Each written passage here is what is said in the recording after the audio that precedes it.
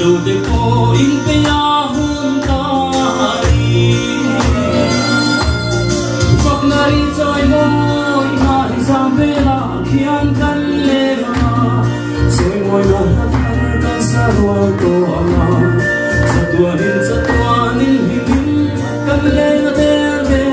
to am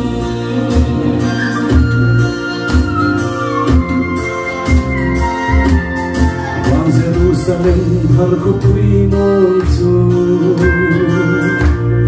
lam puk tung fa te ta na ram apuat sai ani tu si sai chiat na le em dong el reu na ping va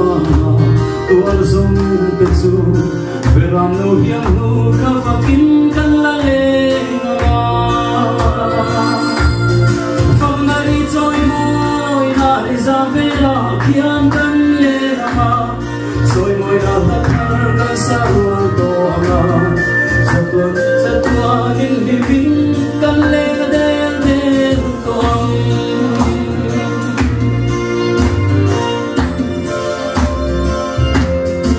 ram no ram zayo na ram thiang hin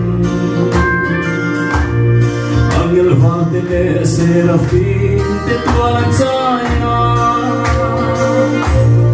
rang ka chak khopui mo lung man tam lai tuan nuwa ma chuan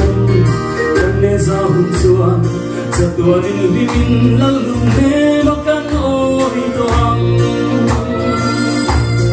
phok na ri choi moi na ri za ve la khian kan le ma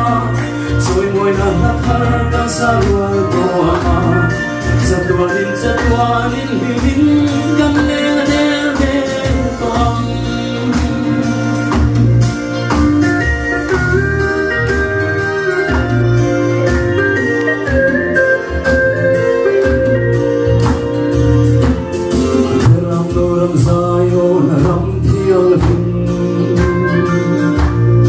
angel varte le serafim te tualan chaya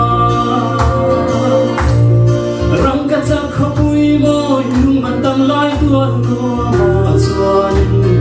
kan le za hun chuan cha tuan in bimin lal lung ne ma kan oi to ang phok na ri choi moi na ri za ve la khian kan le ma choi moi na ha thar ka sa ru to ama cha tuan in bimin kan le na de to ang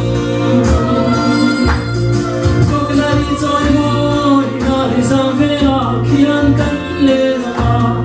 choi moi na ha thar ka sa ru to ama cha tuan in bimin